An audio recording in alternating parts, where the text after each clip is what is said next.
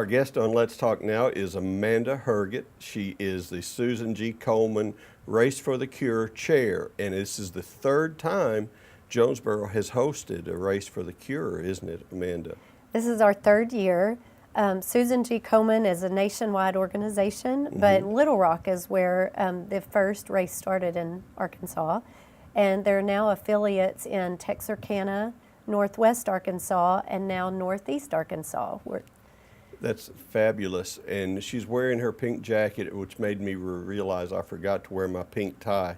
And you know, when you see the pink, you know that's about breast cancer awareness, which is all of what this race is about and what it supports. And Amanda, I know you've been involved with it. You may not have been the chair, but you've been involved with it the two previous years that we've had it.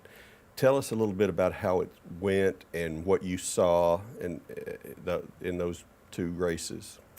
So the first 2 years I was on the committee for the race and served as the pasta party and Friday night event chair.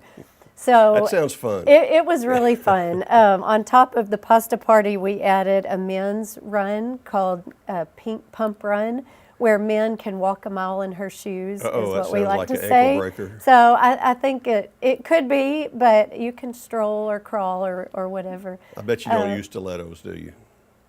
Surprisingly, some men did stilettos. My son was a little more safe, and he did a wedge. Smarter. A wedge sandal, and then duct taped it to his feet. So he had it down. Pulling that off was a little bit painful, but he had it down. So I've been involved with my business. We do races around the community, but this is the first race that has had so much participation from outside of Jonesboro. So it is Northeast Arkansas's race. So we'll have people from as far as Mountain Home, Paragould, we'll have Wynn, all the surrounding areas come in and support it. So we have 4,000 people that come in for this, which is the biggest event in Jonesboro of this type. Yes. Well, the excitement at the first one was just palpable because nobody knew. We didn't know how many people were going to show up, and they just filled the football stadium, which is where the start and finish is at Arkansas State University, and it was just such a success. And I know you're growing it, and you're doing new things, and just tell us about the process. This has been more than a part-time obligation for you, I get the feeling. It's been more of a full-time obligation. It started back, honestly, the day the race was over. We started going through notes, okay, what can we do differently next year? But we really started getting our committee together in October. And this is hundreds of volunteers. It's not just me, it's not just my co-chair. I mean, it takes a village to put this on. And ASU has been so gracious to host this for 3 years, because there's no event that starts and finishes in the stadium other than a football game. And so this is really unique for the survivors and for the participants to get to be involved, be on the Jumbotron that's at ASU. And so it's just really exciting for everyone that's involved. It's really neat. And I think seeing that people want to participate in this, and got a feeling that's got something to do with the fact that most all of us know someone who's been and loved someone who's been affected by breast cancer. Unfortunately, 1 in 8 women are diagnosed with breast cancer. So you can look at just a classroom of people, and that's a lot of people. There's going to be several, yeah. So my grandmother died of breast cancer in the 70s before I was born, and then my aunt when I was 12 years old. And now I have a coworker who just finished her cancer treatments for breast cancer. So it is very common, and we know a lot of people in this community affected. And also the families are affected as well, not just the woman or the man. I didn't realize men can have breast cancer. Yes, it's literally a minefield, mostly for women, but it's not gender specific, and it's something that everyone should be aware of. Well, and we're really blessed here in our community because we have 2 great hospitals that we can seek treatment, but also, just preventative measures. A lot of communities don't have that. Just in Northeast Arkansas, Woodruff County has the highest mortality rate in the state of Arkansas. And so our goal for this race is just to get this awareness out, not just to Jonesboro, but all of the communities that may not have the research or the knowledge that we have here. And something people always ask, well, where is my money going? This is a nationwide organization. I want to make sure my money stays here, and it does. So the money that we raise, and our goal is $400,000 this year. Wow. Which is huge. And we're almost That's there. a lot. We're at 359. Is so that we're right? so close. And everyone is just, they hardly say no. I mean, most people Sure. will say, I can do something. I can be a $10,000 sponsor, but I can give $50 or we'll take any amount. But fundraising that's the big focus, because what we do, we send the money off, we pay our expenses for the race, we send our money off to Komen, and then that money is distributed back to Northeast Arkansas through grant money. And so that's to purchase mammography machines, the buses that you see that travel, those can go around to communities like Woodruff County, where they may not have a hospital there. Because transportation is an issue. It is. And earlier today, I was on the radio this morning, and we were talking about how it's a big deal to take a day off work, especially if you live out of Jonesboro. Drive to Jonesboro, get your testing done. You would have to take off a whole day. And so that's not convenient for a lot of people. You have to schedule that in. And so these buses are really nice because they can travel to the ladies who might not be able to get here. And what's critical about that is, and we met with the folks at UAMS last week, and they were talking about the health concerns in rural populations, as well as Jonesboro and cities. Of course, we know we have an opioid crisis. We know breast cancer is right. 1 in 8. You just said it yourself.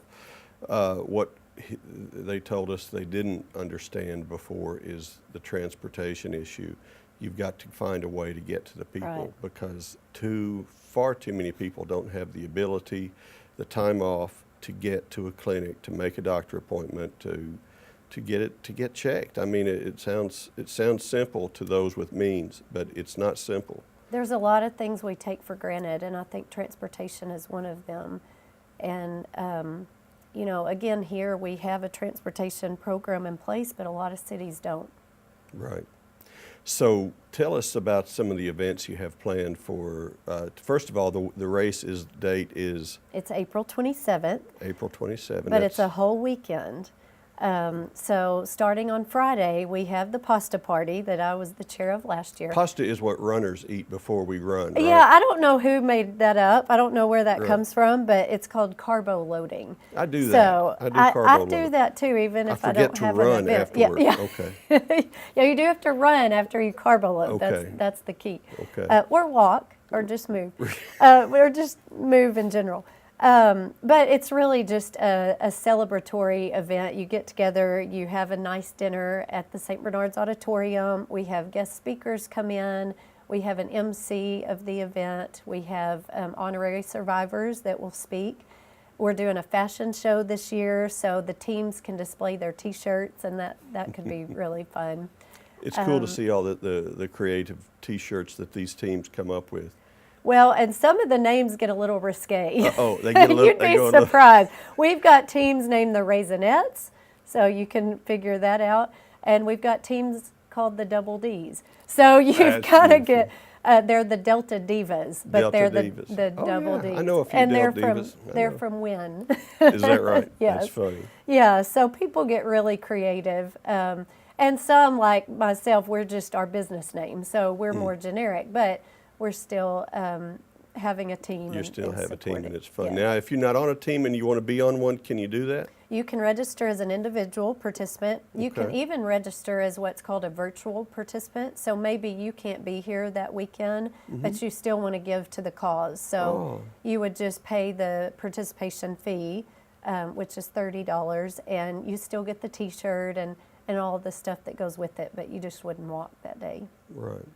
And heaven forbid, Amanda, what if it rains? What happens? I have already been praying for no rain. Okay, That started back in October.